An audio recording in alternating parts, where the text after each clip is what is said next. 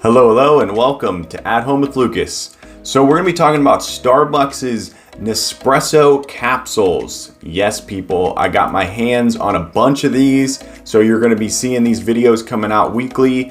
I should have 5 of them, which is awesome for this channel because I know I got some Nespresso heads out there that cannot get enough.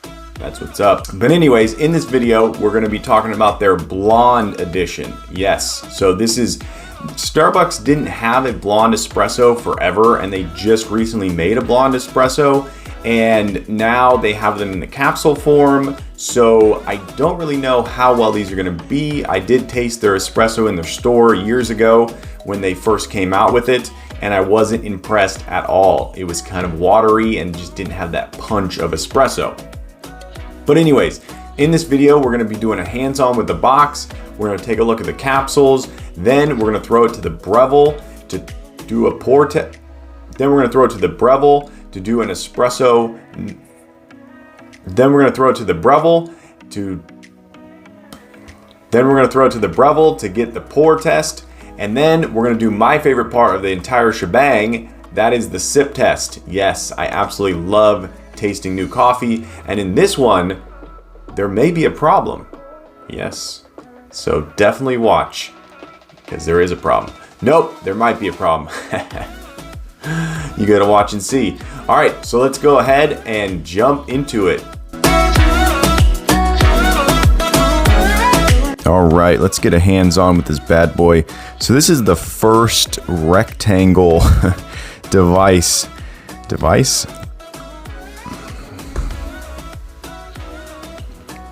All right, let's get a hands-on with this bad boy right quick.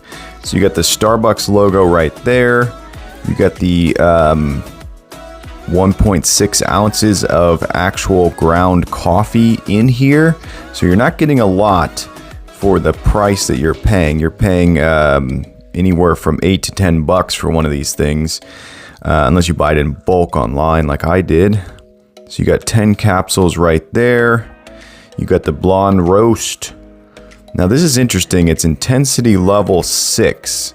You would not think a Blonde Roast would be intensity level 6, but we'll see, Starbucks. Alright, so this is the Nespresso line right here. Registered trademark. Alright. Take a look at this in. This is such a weird packaging.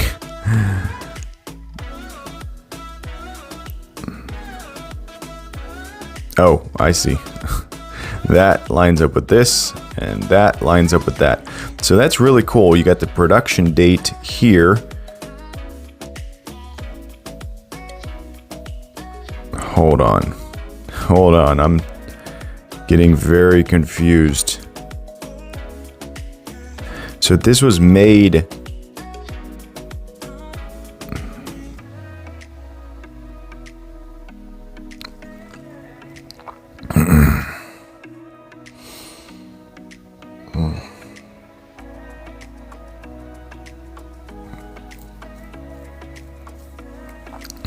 Okay, that is very strange. So this was made in November 2019 and it expires in November 2020, and right now it is September 2020. So this thing was made forever ago. Wow. See, that's the thing about the capsules and the K-Cups. You really have no idea when you buy it that you're buying something that has been produced forever ago. Like, holy moly. All right, let's take a look at the back, I guess. This box is so difficult to put on camera because you want to hold it like that, but you guys can't see it. So I got to get way up close. So bizarre. All right, so here's a little bit of backstory on the smooth and sweet notes. Blonde Espresso Roast. Smooth and sweet notes. 100% Arabica. All right. There you go. Man, okay, so there's their intensity chart right there. That is so interesting. Wow. Okay. Yes, so I think I talked about this before. You have the lungo, the espresso, and the ristretto.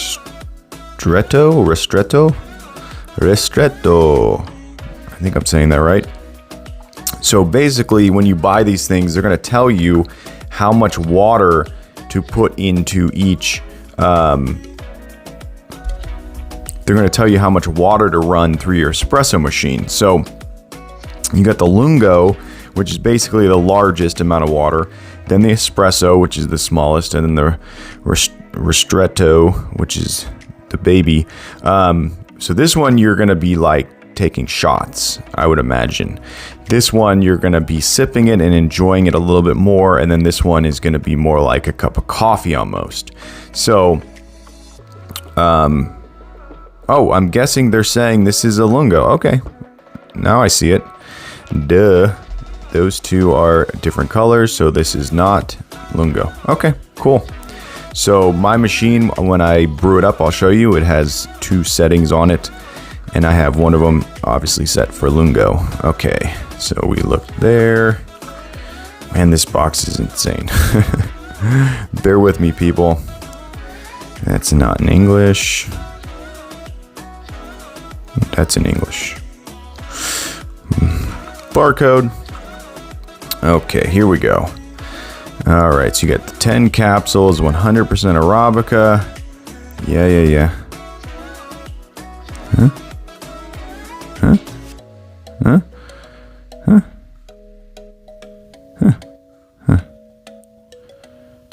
Weird. Huh.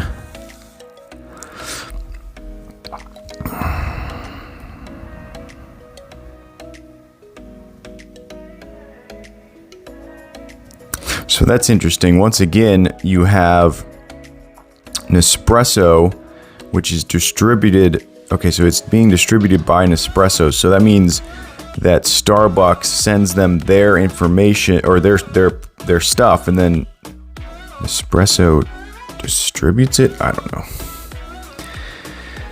Oh, the Switzerland. They know how to make everything taste yummy. Yeah. What's on that side? Oh, she's so pretty. Oh, she's so pretty.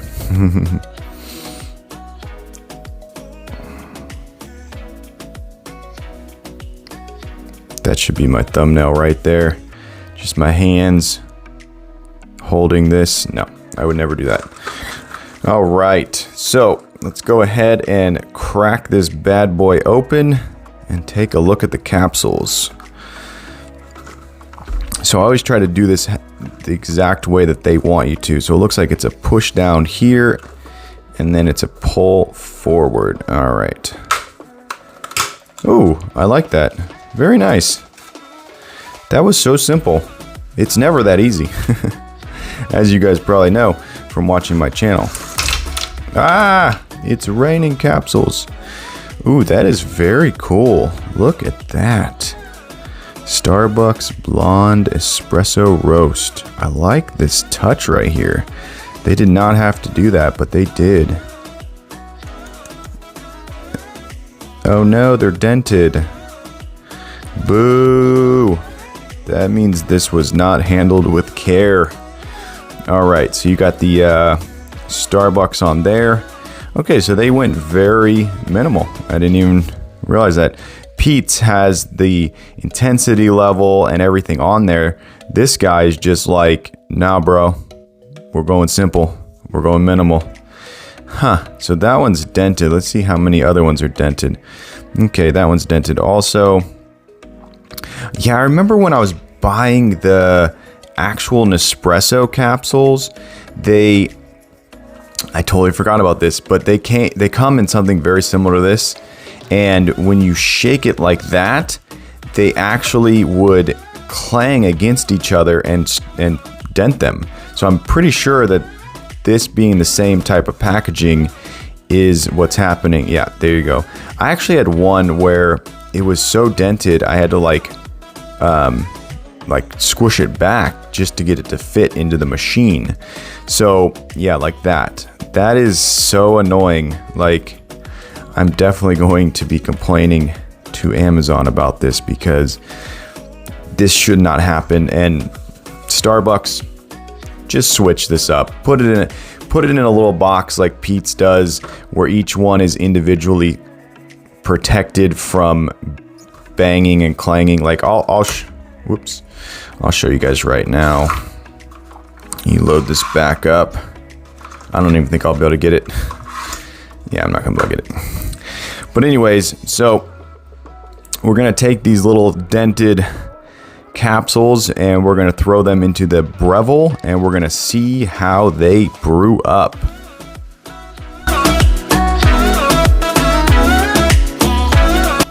Okay, so it turns out this is actually not a lungo, it is an espresso shot. I did not read the box correctly and the box was not user-friendly. Tisk tisk, Starbucks.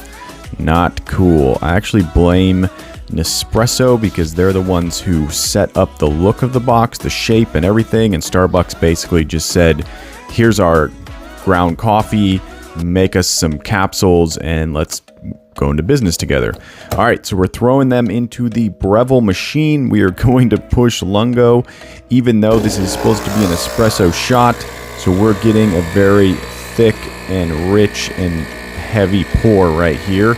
We're using our Coffee Gator metal, I believe it's metal aluminum cups that came free with my Coffee Gator stovetop espresso maker. If you haven't watched that video, go ahead and check out my channel. It's in there. You'll find out a little bit about the cup and then the maker and blah, blah, blah, blah, blah. Okay, so we're getting a pretty rich looking pour. Of course, with this not being a glass cup, you can't really see how much crema is on top. I'll just spoil the mystery. There's not that much. It's probably, I would say, 1/4 of an inch thick, which is kind of indicative of slightly weaker coffee / capsules. Also, didn't help that I pumped in way too much water. So each capsule is rated for a certain amount of water, as we talked about earlier, and this one got flooded. So definitely a lot more water than we wanted. So of course that's going to change the flavor, but coming up there's going to be a new problem. All right, let's check the temperature of this bad boy.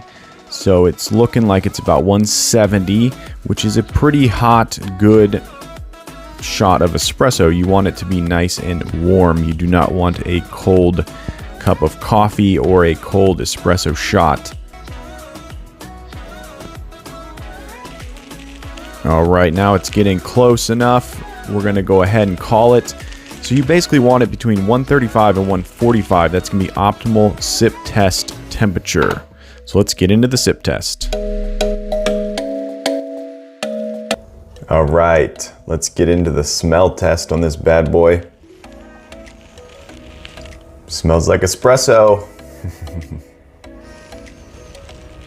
Oh, that smells really good. That smells, it smells a little bit burnt, citrusy. Yeah, that has a very good aroma. It has that sort of iconic Starbucks sort of, we overdid it a little bit, smell to it. But let's go ahead and get into the sip test, people.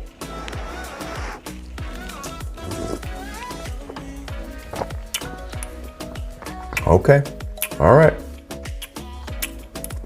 There's a lot of flavor notes dancing around my tongue right now. Yep. Wow. That is very good.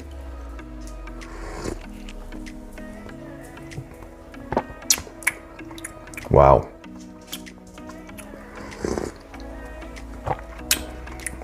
So I'm kind of regretting using my Coffee Gator espresso cup because I believe it has a slight metallic taste to it.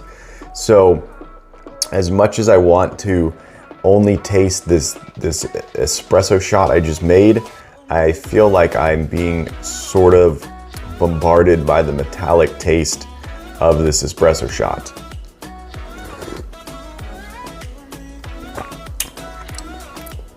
Yes, it is very metallic-y.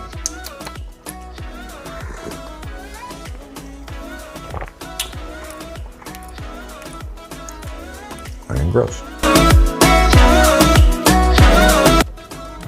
All right, this is turning into Groundhog's Day, people. Groundhog's Day. But look at that stream right there. You can see it better with the glass cup. I'm definitely going to be using this from now on. And there you go. That is the 1/4 crema that I talked about earlier. It is not as thick and rich as the Peet's capsules, and that is the result of the capsule itself and the grounds inside. Now, of course, you know, you can always have certain coffee create a little bit less crema, but I'm gonna say it's the capsule and what is actually in it, not anything else. But as you see, it's starting to water down pretty heavily up top. I am doing a standard lungo pour right here. This is more of the normal amount of actual liquid. Now, it says on the box something like a certain amount of milliliters. I don't have the ability to do milliliters in my house. Well, I guess I could, but anyways, so this is looking decent, still not looking the best. So let's go ahead and check our thermometer. We are looking good, people. It's not looking too hot right here, so we are getting ready for sip test number 2. This is unprecedented. All right, let's try this one more time. I have my trusted non-metallic, non-glass, non-metal. Oh, it's too early, people. It's too early. Non-metal espresso shot. Yeah, that smells much better. The only thing I'm a little bit worried about is the metallic taste coming from the actual capsules. I don't think it is, because that would be insane for a company to have that big of an oversight. All right, let's go ahead and give it the sip test.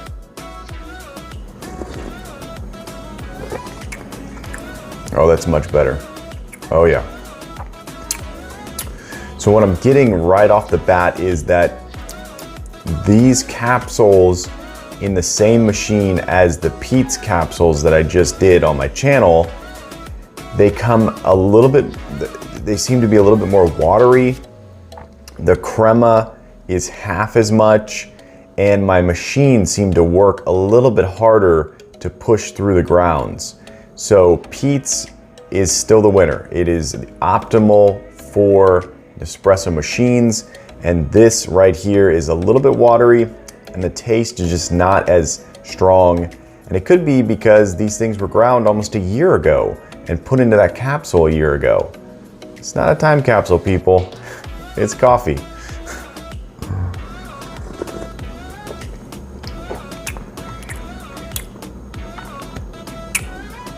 Yeah, I think it's the blonde flavor notes that are kind of clashing and creating a kind of watery espresso shot.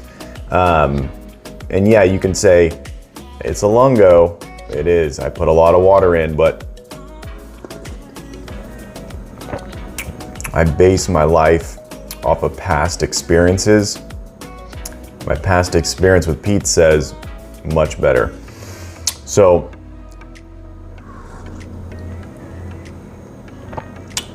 yeah, it's not full bodied. It's not thick. It's very thin. The flavor leaves your mouth very fast, and you get an aftertaste. So instead of enjoying the rich, full-bodied taste of the espresso shot, you're getting this like sort of like fast food, if you will, instead of a sit-down, dine-in experience.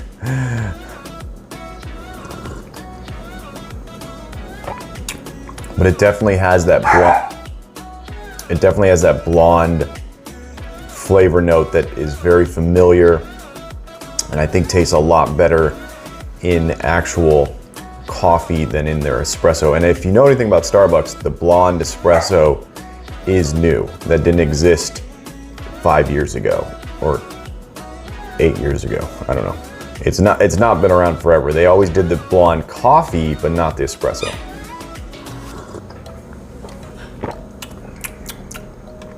So yeah, I'm gonna give this a solid 3 stars, 1 thumb up.